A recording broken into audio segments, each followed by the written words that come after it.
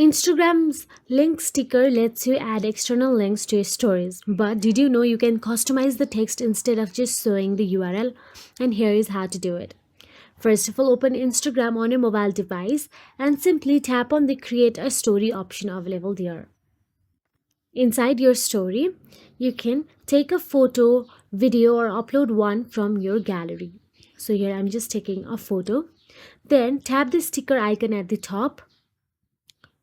From the sticker icon, select the link sticker. Now paste your link, example your website, YouTube, TikTok, product page, or anything. Then tap on the customize sticker text option available there. Type any call to action like shop now, watch here, or swipe up, or instead of just showing the URL.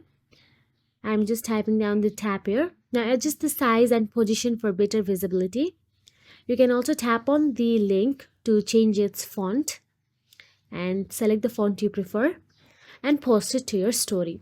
So that is it. If you found this video helpful, please like, share and subscribe, and thank you so much for watching.